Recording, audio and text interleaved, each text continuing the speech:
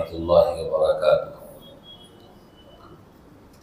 الحمد للہ رب العالمین والصلاة والسلام علی سید الانبیاء والمرسلین وعلی آلہ واصحابہ اجمعین ومن تبعہم بإحسان الی یوم الدین، اما بعد، فقد قال النبی صلی اللہ علیہ وسلم: کل امتی يدخلون الجنة الا من ابى، قیل ومن یأبى یا رسول اللہ؟ قال من اطاعنی دخل الجنة ومن عصانی فقد ابى، او کما قال علیہ الصلاۃ والسلام۔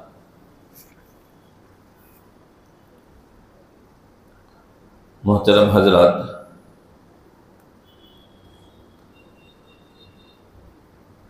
انسانوں کو ہدایت کی راہ پر قائم رہنے کے لیے اور قائم ہونے کے لیے رہبر کی ضرورت ایک لازمی ضرورت ہے،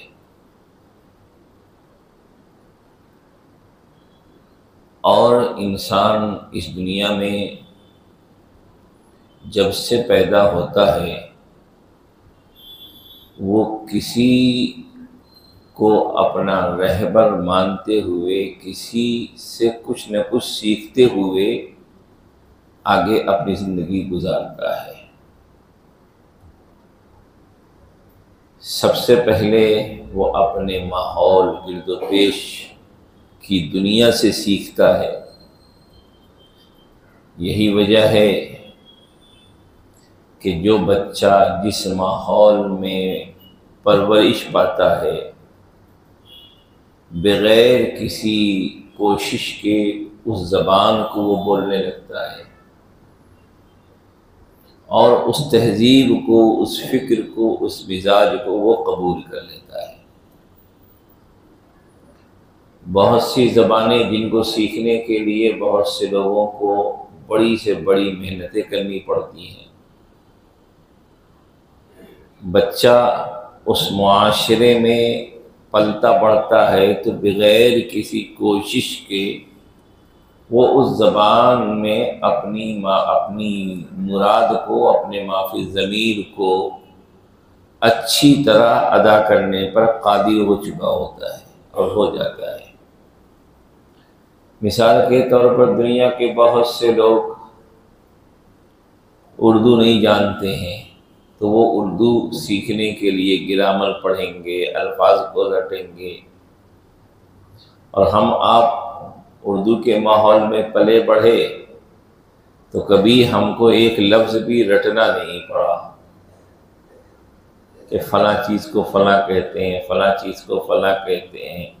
جیسے جیسے ہماری عمر بڑھتی گئی، عقل و شعور میں اضافہ ہوتا گیا، ہماری زبان کھلتی گئی، اور بغیر کسی اضافی محنت کے ہم اپنی مراد کو ظاہر کرنے پر قادر ہو گئے۔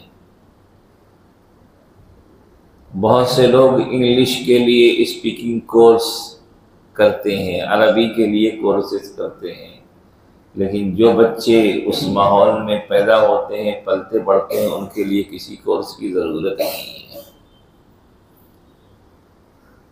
تو انسان کی فطرت میں سیکھنا ہے۔ تو انسان دنیا میں آتے ہی سیکھنا شروع کر دیتا ہے، لیکن یہ سیکھنے کی صلاحیت اور بہت سی چیزیں کسی کے سکھائے بغیر خود سے آنا، یہ محض اللہ کی عطا ہے۔ بچہ دنیا میں آتا ہے، کوئی اسے سکھاتا نہیں ہے کہ اس کی غذا کہاں ہے، اور وہ غذا اس کو کس طرح حاصل ہوگی، منہ کو کس طرح حرکت دینے سے وہ غذا اس کی حلق میں کے راستے سے اس کے پیٹ تک وہ غذا پہنچے گی، کوئی نہیں سکھاتا ہے۔ بچہ قدرتی طور پر اس غذا کو حاصل کرنے کے طریقے سے واقف ہوتا ہے، اس کے لیے کوئی الگ سے تدبیر نہیں کرنی پڑتی۔ کس نے سکھایا؟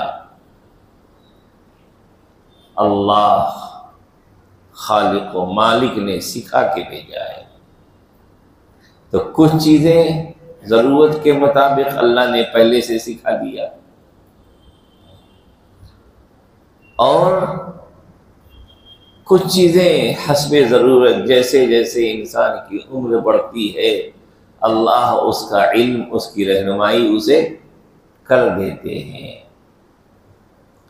آج دنیا کو بہت ناز ہوگا کہ ہم نے یہ ایجادات کیے ہیں، ہم نے یہ بنا لیے ہیں، وہ بنا لیے ہیں۔ ذرا عالم پہ اور اللہ کی مخلوقات پہ غور کرے گا تو انسان اپنے آپ کو سوائے عاجز و بے بس کے اور کچھ نہیں سمجھ سکتا۔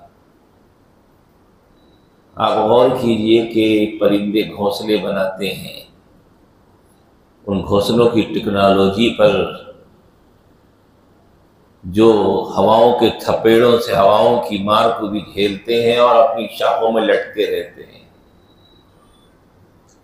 جو اس انداز سے بنائے جاتے ہیں کہ جو موسم کے لحاظ سے مکمل طور پہ ہم آہنگ ہوتے ہیں، بارش سے بھی تحفظ ہوتا ہے، دھوپ سے بھی تحفظ ہوتا ہے۔ یہ تنکوں کو چن چن کے لا کر کے جو گھونسلے بناتے ہیں، کس نے سکھایا ان کو؟ یہ انجینئرنگ کی تعلیم کس نے دی ان کو؟ اور ان گھونسلوں کے بنانے میں جو خاص کیفیات کا خیال رکھا جاتا ہے، سانپوں سے اور دیگر چیزوں سے بچاؤ کی جو حفاظتی تدبیر کی جاتی ہے ان گھونسلوں میں، امیروں اور بادشاہوں کے محلات میں جتنے کمرے نہیں ہوتے ہیں، پرندوں کے گھونسلوں میں اتنے کمرے ہوتے ہیں۔ یہ صنعت، یہ کاریگری کس نے سکھائی؟ اللہ احکم الحاکمین نے، اللہ خالق نے سکھائی۔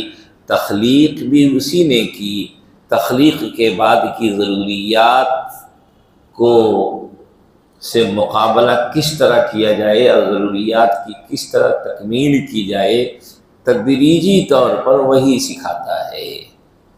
انسانوں کو بھی سکھاتا ہے، دیگر مخلوقات کو بھی سکھاتا ہے، اور اس کی رہبری کبھی ختم نہیں ہوتی۔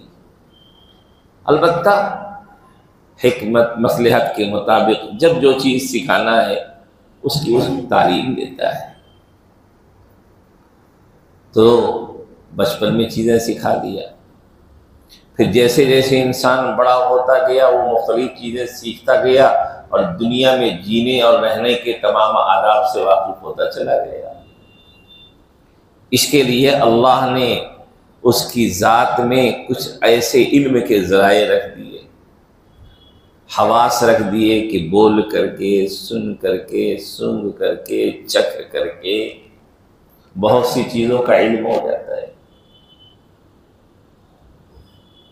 اور بہت سی چیزوں کا علم جب ان سے نہیں ہو پاتا تو ان سے اوپر کی چیز رکھ دی، عقل کے بہت ساری چیزوں کا انسان اپنی عقل کے ذریعے ادراک کرتا ہے۔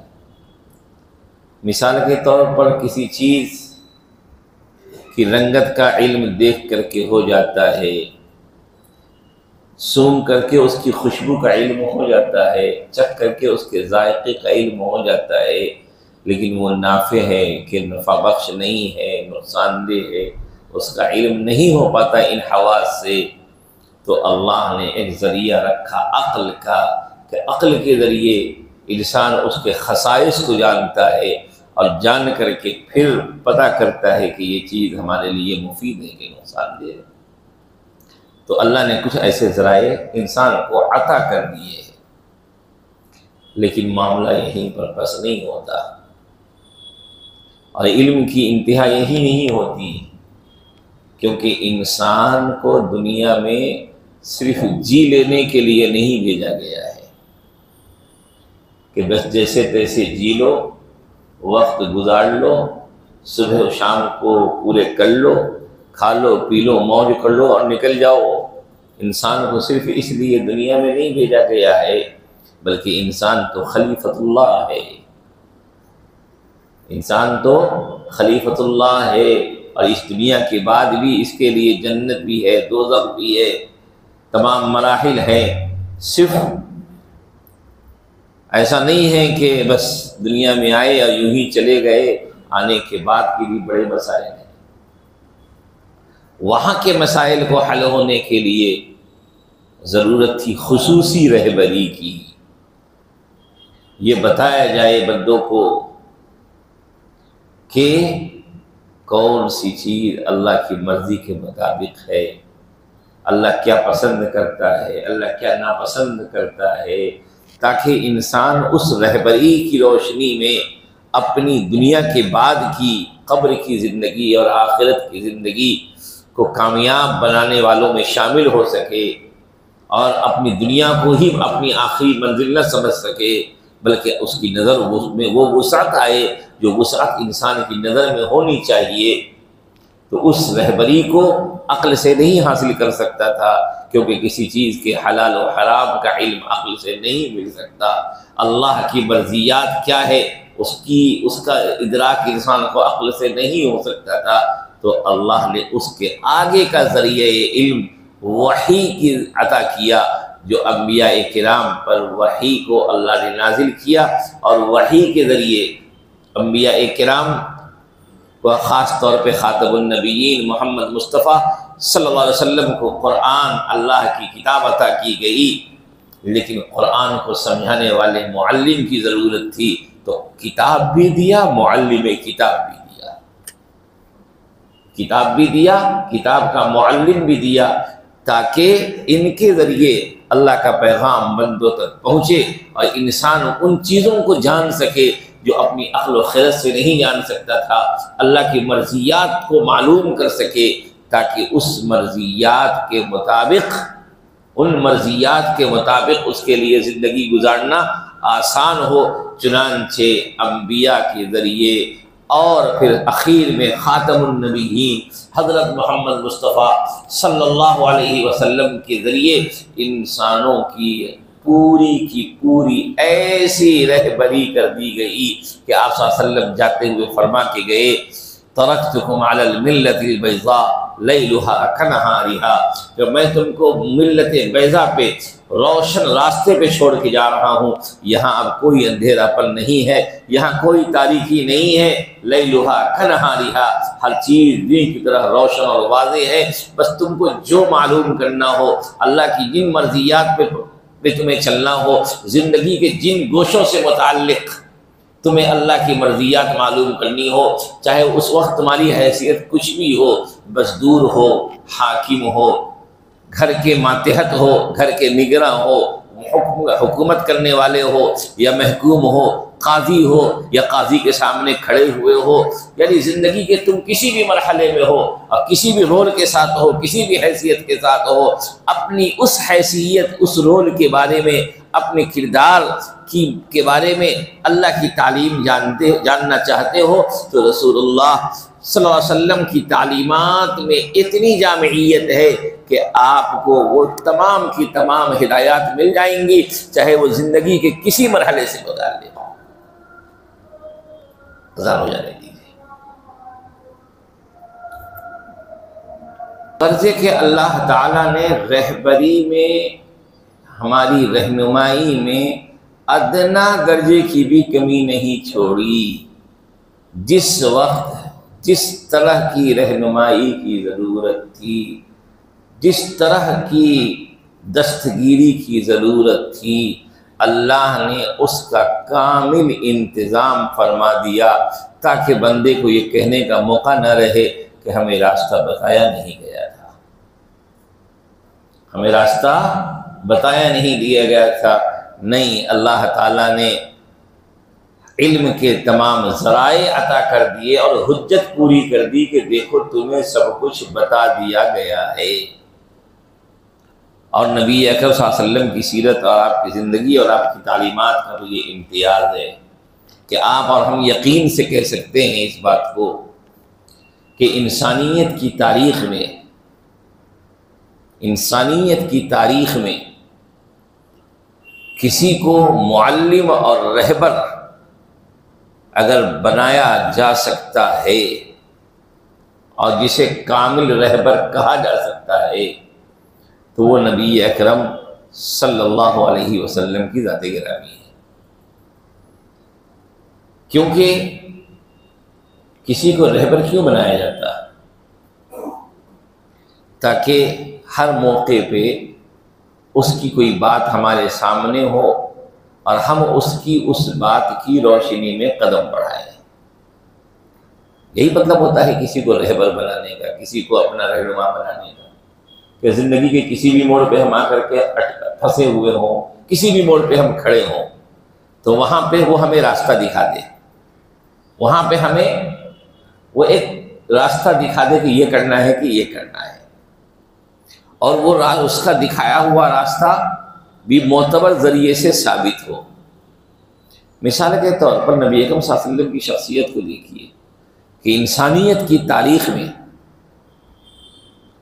آپ کے علاوہ کوئی ایسی ہستی نہیں ملے گی جن کی تعلیمات اتنی عمدگی اور یقین کے ساتھ محفوظ ہو جتنی نبی اکرم صلی اللہ علیہ وسلم کی تعلیمات یقینی طور پہ محفوظ ہیں۔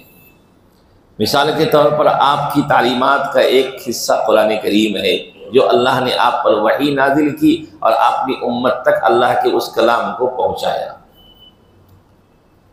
یہ کتنا محفوظ ہے کہ اللہ نے خود قرآن میں فرمایا کہ اِنَّا نَحْنُ نَزَّلْنَا الذِّكْرَ وَإِنَّا لَهُ لَحَافِظُونَ، کہ ہم نے قرآن کو نازل کیا ہے، ہم ہی اس کی حفاظت کرنے والے ہیں، قیامت تک یہ نسخہ حیات، نسخہ ہدایت محفوظ۔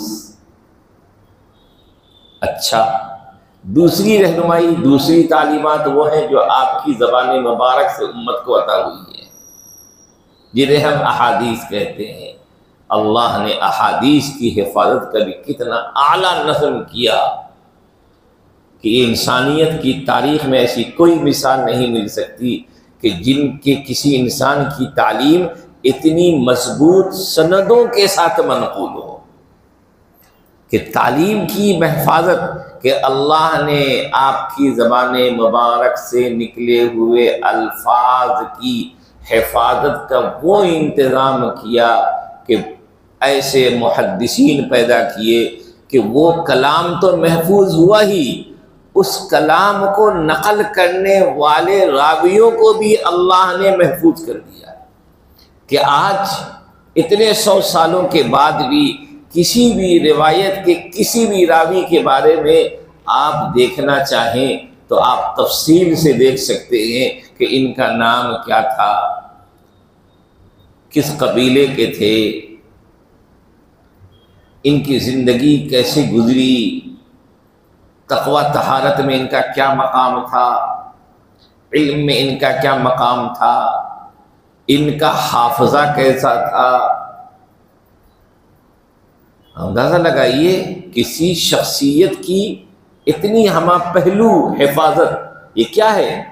احادیث کی حفاظت کی خاطر اللہ نے اس سلسلے کی بھی حفاظت کی جس سلسلے سے وہ کلام رسول اللہ صلی اللہ علیہ وسلم سے جڑتا ہے، تاکہ کل ہو کر کے کسی کو اس کلام پر انگلی اٹھانے کی نوبت نہ آئے۔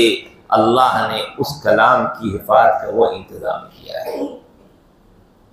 اسی لیے ہم کہتے ہیں کہ شریعت کی یہ دو مصدر، یہ دو بنیاد، قرآن و سنت کی حفاظت کا اللہ نے خاص انتظام کیا۔ یہ اور بات ہے کہ آج اپنے ہی معاشرے میں احادیث کے ساتھ بڑی ناانصافی کا معاملہ کیا جاتا ہے۔ دیکھیے، احادیث صحیحہ اور نبی اکرم صلی اللہ علیہ وسلم کی باتوں کو معتبر ذریعے سے لینے کا جذبہ، یہ اچھا جذبہ ہے، اور محدثین نے اس خدمت کو بڑے پیمانے پہ انجام دیا ہے، اور اتنی عظیم الشان خدمت ان حضرات نے کر دی ہے کہ اب ہم لوگوں کے لیے صرف ان کی کتابوں کو دیکھنا ہے اور عمل کرنا ہے، نئے سرے سے تحقیق کی اب کوئی گنجائش ہی باقی نہیں ہے، سارا کام ہمارے ان حضرات نے کر دیا، ہر بات لکھ دی، ہر بات واضح کر دی، ایک ایک چیز کو الگ کر دیا، واضح کر دیا۔ لیکن اس کے باوجود آج ہم لوگ، ہمارے استاد محترم حضرت مولانا مفتی سعید صاحب پالنپوری نور اللہ برقدرہ کی ایک بات اچانک یاد آ گئی۔ وہ کہتے ہیں میٹھا میٹھا ہپ ہپ، کڑوا کڑوا تھو تھو۔ ہم نے اپنے آپ کو ایسا بنایا کہ جو باتیں ہماری مرضی کے مطابق ہیں وہ چاہے کسی بھی درجے کی ہو قابل قبول ہے، اور جو باتیں ہماری مرضی کے خلاف ہیں تو اس میں مختلف حیلے حوالے حجت نکال کر کے اس بات کو کمزور کرنے اور اس بات کو گویا کہ ناقابل اعتبار ٹھہرانے کی کوشش کرتے، یہ حدیث ضعیف ہوں گی تو یہ حدیث ایسی ہوں گی، وہ حدیث ویسی ہوں گی۔ ارے بھائی، آپ کو اس طرح کا کلام کرنے کی اجازت اس لیے نہیں ہے کہ محدثین نے پہلے سے ان تمام چیزوں کو طے کر دیا ہے، اللہ نے انتظام کر دیا ہے پہلے سے۔ ہاں، بعض مرتبہ لوگ کہتے ہیں بخاری میں نہیں ہے، بخاری میں نہیں ہے، مسلم میں نہیں ہے، تو کیا ہو گیا اس سے؟ کیا بخاری میں نہ ہونا، مسلم شریف میں کسی روایت کا نہ ہونا اس کے غیر معتبر ہونے کی یقیناً دلیل نہیں ہے؟ کیوں؟ خود امام بخاری رحمۃ اللہ علیہ کا مقصد یہ نہیں تھا کہ تمام صحیح حدیثوں کو ہم اس میں جمع کر دیں، بلکہ عمل کرنے والوں کی آسانی کے لیے جو موضوع انہوں نے مقرر کیا کہ مثال کے طور پر نماز میں سجدہ کیسے کریں، مثال کے طور پر اس سے متعلق ان کے پاس تو بہت سی حدیثیں تھی، سجدہ کرنے کا طریقہ بتانا مقصد تھا، ایک حدیث نقل کر دیا، اس سے پوری بات معلوم ہو گئی تو بس چھوڑ دیا۔ اصل مسئلہ بتانا مقصد تھا کہ بھائی لوگوں کو عملی زندگی میں رہبری ملے رسول اللہ صلی اللہ علیہ وسلم کے فرمان سے۔ تو مثال کے طور پر ایک عنوان انہوں نے قائم کیا، اب اس عنوان سے متعلق تو ان کے پاس بہت سی حدیثیں تھیں، لیکن مقصد ہے مسئلہ بتانا۔ ایک حدیث ذکر کیا، اس سے وہ مسئلہ ثابت ہو گیا، وہ بات ثابت ہو گئی تو بس ہو گیا۔ تمام صحیح حدیثوں کو جمع کرنا مقصد نہیں تھا، ورنہ خود امام بخاری کے فرمان سے معلوم ہوتا ہے کہ بخاری شریف کے لکھتے وقت ان کے پاس تقریباً 3 لاکھ صحیح حدیثیں تھیں، 3 لاکھ صحیح حدیثیں تھیں، جبکہ بخاری شریف میں تو صرف چند ہزار ہیں، تو وہ بقیہ حدیثیں کہاں گئی؟ تو کیا بخاری میں نہیں ہے؟ وہ 3 لاکھ صحیح حدیثوں میں سے صرف چند ہزار حدیثیں، 8,000 12,000 جو بھی ہے جو یہاں آ سکی، بقیہ جو ہزاروں کی تعداد میں امام بخاری نے حدیث نہیں لکھا وہ بھی تو صحیح حدیثیں تھیں، وہ کہاں ملیں گی آپ کو؟ حدیث کی دیگر کتابوں میں ملیں گی۔ تو اس وقت کا یہ بھی ایک بہت بڑا فتنہ ہے کہ اس بات کو دماغ میں بٹھا لیا جائے یا اس بات کو عام کیا جائے کہ یہاں نہیں ہے، بخاری میں نہیں ہے، مسلم میں نہیں ہے، تو ہم نہیں مانیں گے۔ بھائی بخاری مسلم میں ہونا نہ ہونا یہ معیار نہیں ہے، معیار یہ ہے کہ اس روایت کے نقل کرنے والے راوی اگر معتبر ہے، ثقہ ہے، تو وہ کسی بھی کتاب میں ہو وہ روایت معتبر ہے، وہ روایت معتبر ہے۔ اسی لیے اللہ تعالیٰ نے محدثین سے یہ کام لیا، حدیث کی کئی کتابیں لکھی گئی، اور جب آپ عملی زندگی میں آپ نبی کریم صلی اللہ علیہ وسلم کے فرامین کو اپنی رہبری کے لیے جاننے کی کوشش کریں گے تو آپ کو کہیں پر بخاری کی روایت سے آپ کی رہنمائی مل جائے گی، کہیں پر آپ کا مسئلہ مسلم شریف کی روایت سے حل ہوگا، کہیں پر آپ کو ترمذی شریف کی روایت سے مدد ملے گی، کہیں پر نسائی کی روایت سے مدد ملے گی، کہیں پر ابو داؤد کی روایت سے آپ کا مسئلہ حل ہوگا، کہیں آپ کا مسئلہ مصنف ابن ابی شیبہ کی روایت سے حل ہوگا، کہیں آپ کا مسئلہ مصنف عبد الرزاق سے حل ہوگا۔ غرضے کہ یہ سب حدیث کی کتابیں ہیں، یہ سب کی سب ہمارے آقا حضرت محمد مصطفیٰ صلی اللہ علیہ وسلم کے اقوال و افعال کو جمع کیے ہوئے ہیں اپنے سینے میں یہ کتابیں۔ ہم تو رہبری لینے والے ہیں، ہم کو آپ کا فرمان، آپ کی رہنمائی، آپ کی ہدایت، آپ کی تعلیمات جہاں مل جائے ہم اسے قبول کریں گے اور اس کے مطابق اپنی زندگی گزاریں گے، کیونکہ ہم کو آقا کا فرمان چاہیے، آقا کی رہبری چاہیے۔ ہاں بس اتنا کہ جیسا کہ محدثین نے لکھا کہ جو روایتیں غیر معتبر ہیں، راوی اس کے معتبر نہیں ہے، تو محدثین نے اس کی تعیین کر دی ہے، محدثین نے اس کو چھوڑا نہیں ہے، اس کی تعیین کر دی ہے، متعین کر دیا ہے، تو درجہ بندی کر دی ہے، اس درجہ بندی کے مطابق ہم اختیار کریں گے۔ لیکن مثال کے طور پر صحاح ستہ کے علاوہ کسی اور کتاب میں کوئی حدیث ہے لیکن محدثین کے معیار کے مطابق وہ صحیح ہے، تو بس اسے لینا ہے، اس کو انکار کرنے کی گنجائش نہیں ہے، اس کو لینا ہے ہر حال میں۔ کیوں؟ یہ ساری کی ساری احادیث چاہے کسی بھی کتاب میں ہو ہمارے آقا کے فرامین ہیں، ہم اپنے آقا کے فرمان کے تلاش کرنے والے، ہم کو جہاں ملے رہبری وہاں سے ہم لیں گے۔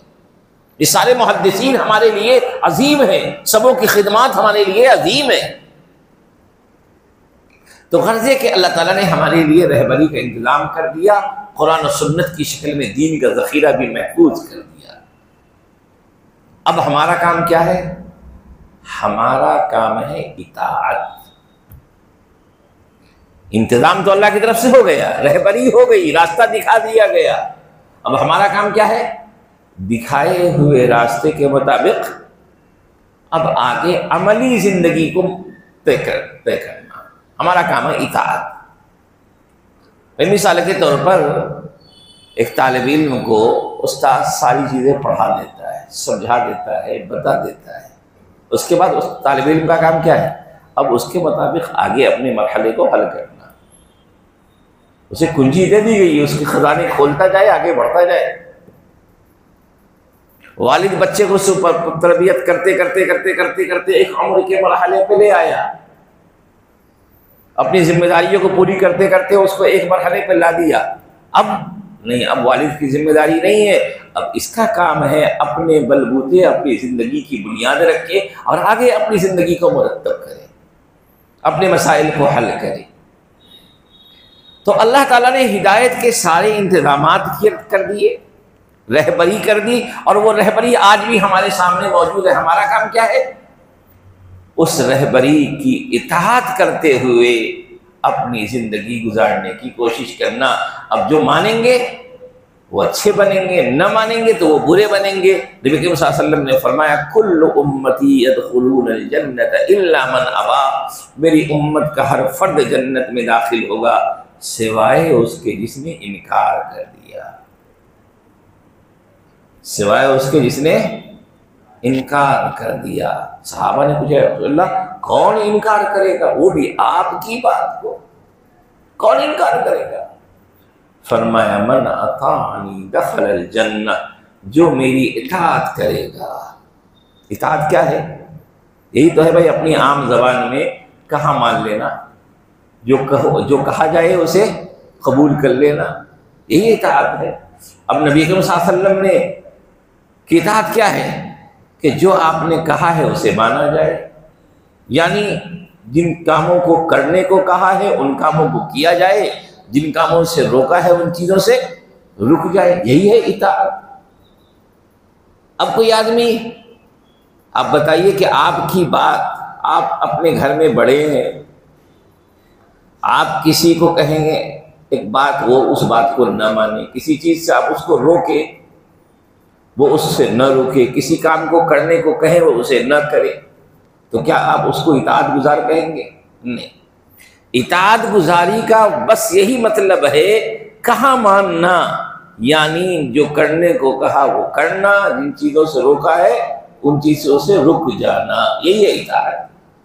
نبی صلی اللہ علیہ وسلم کہہ رہے ہیں من اطاعنی، جو میری اطاعت کرے گا، جو میری اطاعت کرے گا یعنی میرا کہاں مانے گا، جن چیزوں کو میں نے کرنے کو کہا ہے کرے گا، جن چیزوں سے میں نے روکا ہے اس سے رک جائے گا، فرمایا دخل الجنہ، وہ جنت میں داخل ہوگا۔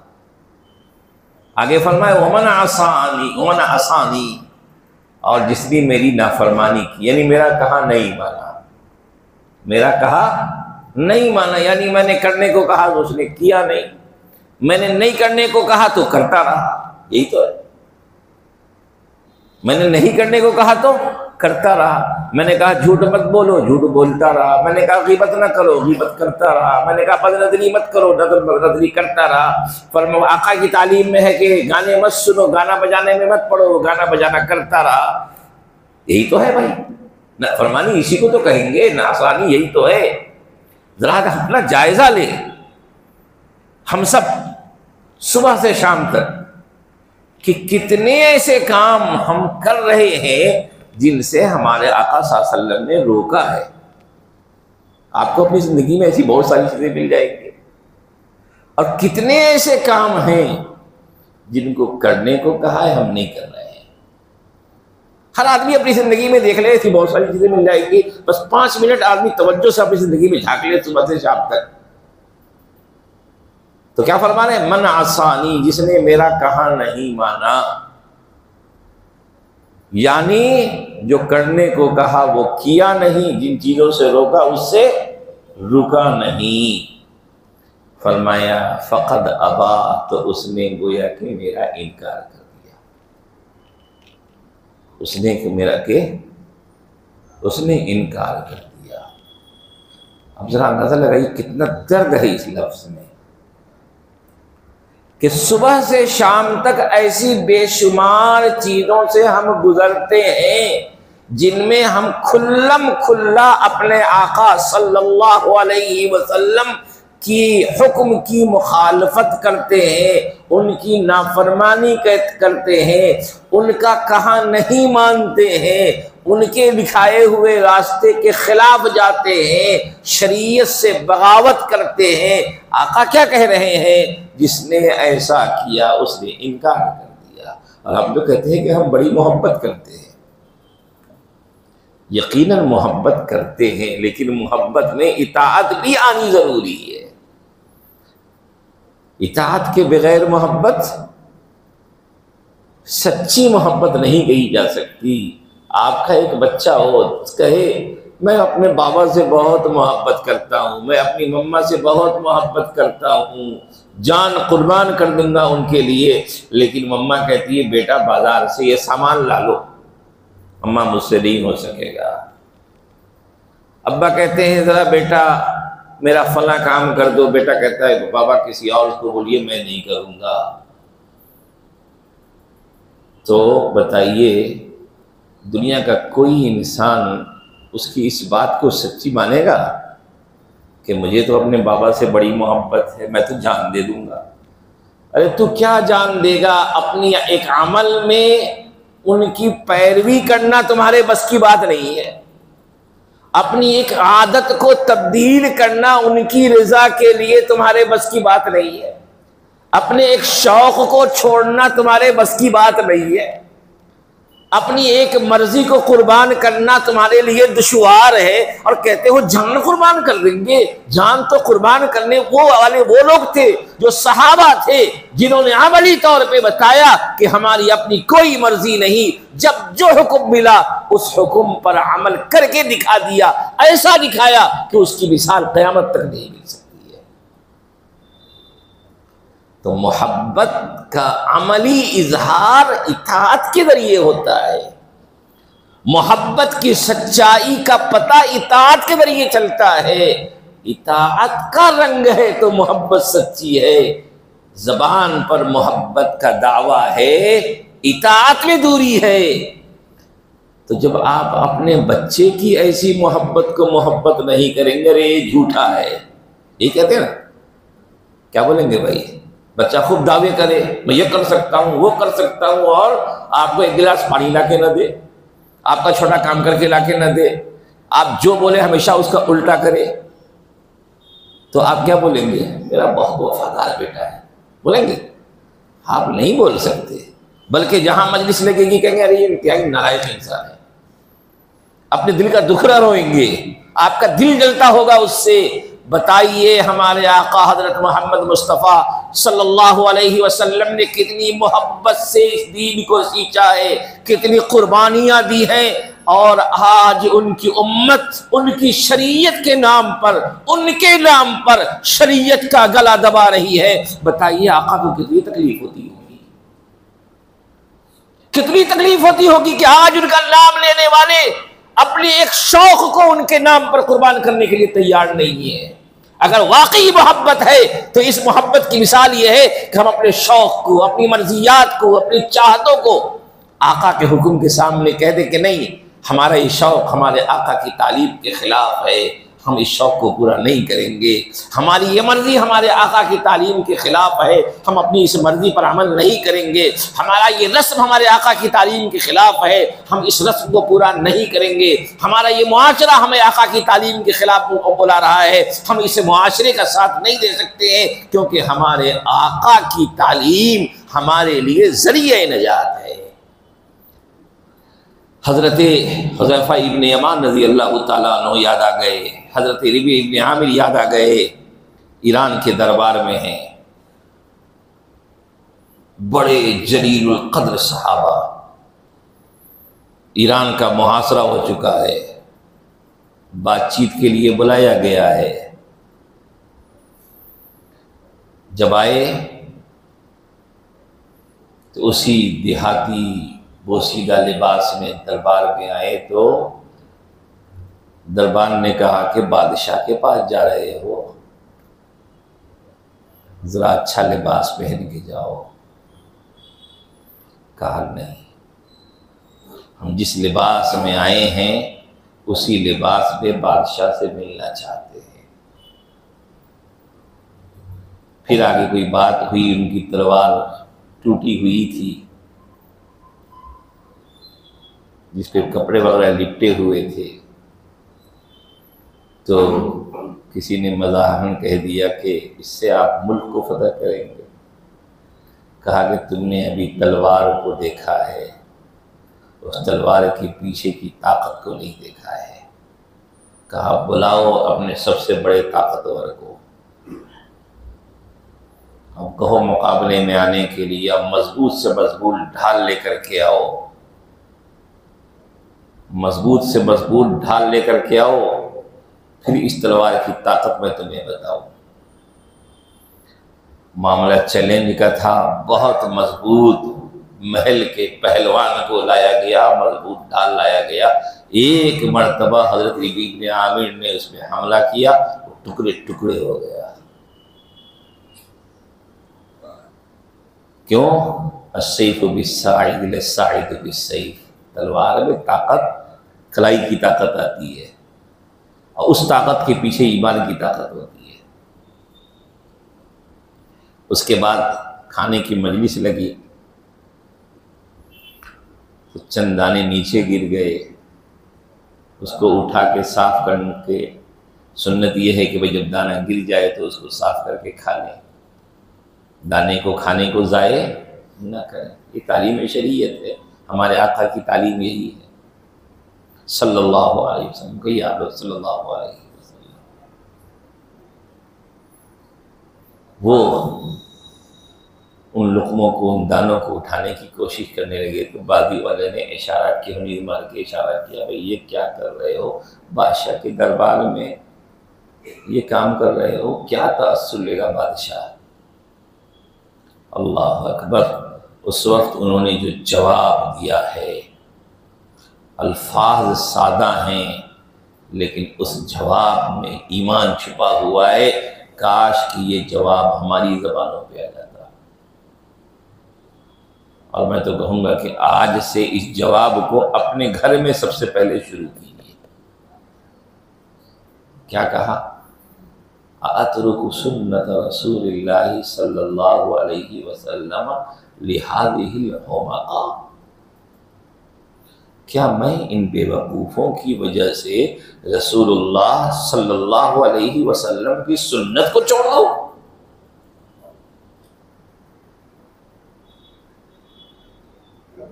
یہ نہیں ہو سکتا۔ ان کی تہذیبیں کہیں جائیں، ان کے دربار کے آداب اپنی جگہ پر، ان کی مجلسوں کے تقاضے اپنی جگہ پہ، لیکن ان تمام تقاضوں اور آداب سے اوپر رہے ہمارے آقا کی تعلیم، ان کا سکھایا ہوا طریقہ۔ ان کی وجہ سے میں ان کے اپنے طریقے کو نہیں چھوڑ سکتا۔ یہی ہے اطاعت۔ آج ہم نے الٹا کر دیا، ہر چھوٹے بہانے سے ہم نے اپنی شریعت کو جوڑا ہے۔ فلاں ضرورت ہے، فلاں مصلحت ہے، فلاں تقاضا ہے، دوست کیا کہیں گے، محلے والوں کا تقاضا ہے، فلاں ضرورت ہے، داعیہ ہے، یعنی ہر چیز کی اہمیت ہے اور ہر چیز کی خاطر مصلحت کی بنیاد پر، فلاں بنیاد پر ایسا کرنا پڑتا ہے، کیا کریں گے، ایسا زمانہ ہو گیا، وغیرہ وغیرہ۔ ہر چیز ہو رہی ہے، قربان کی جا رہی ہے ہر چیز کی خاطر، تو ہمارے آقا صلی اللہ علیہ وسلم کی تعلیم قربان کی جا رہی ہے۔ کیا یہی ہے محبت؟ کیا یہی ہے اطاعت؟ نہیں، اطاعت تو یہ ہے کہ ہر چیز سے پہلے ہمارے آقا کے فرمان کو ہم غالب کرنے والے ہو جائیں۔ جب یہ جذبہ آئے گا تو اس کے اچھے اثرات ہماری عملی زندگی میں دکھیں گے۔ آج ذرا صرف اپنے گھر کا جائزہ لیجئے، کتنی ایسی چیزیں صبح سے شام تک ہمارے گھروں میں ہوتی ہیں جو بالکل نبی اکرم صلی اللہ علیہ وسلم کی تعلیم کے خلاف ہوتی ہے۔ کیا ہم دنیا صحیح نہیں کر سکتے، اپنے گھر کو تو صحیح کر سکتے ہیں؟ دنیا کو صحیح کرنے کی ذمہ داری ہمارے سر پر نہیں ہے، اپنے آپ کو تو آقا کے مطابق سنوار سکتے ہیں، اپنے گھر کے لوگوں کو، اپنے گھر کے معمولات کو تو آقا کی تعلیم کے مطابق کر سکتے ہیں۔ کم سے کم اتنا کر کے جائیں گے تو آقا کہیں گے کہ یہ انسان میری تعلیم کو عملی زندگی میں لاتے ہوئے دنیا سے میرے پاس آیا ہے۔ ہم دوسروں کی فکر نہ کریں، اپنی ذات میں آپ صلی اللہ علیہ وسلم کی کتنی تعلیمات کو اپنا سکتے ہیں، ایک ایک کر کے اپنانا شروع کر دے۔ اچھا یہ کام ہے، نبی صلی اللہ علیہ وسلم نے اس کے لیے یہ بتایا، ٹھیک ہے آج سے میں فلاں کام چھوڑا، آج سے یہ کام شروع کیا۔ اچھا نبی صلی اللہ علیہ وسلم نے یہ طریقہ سکھایا ہے، اچھا ہاں ٹھیک ہے آج سے میں ایسا کر رہا تھا، یہ چھوڑا، اب آج سے میں ایسا کروں گا۔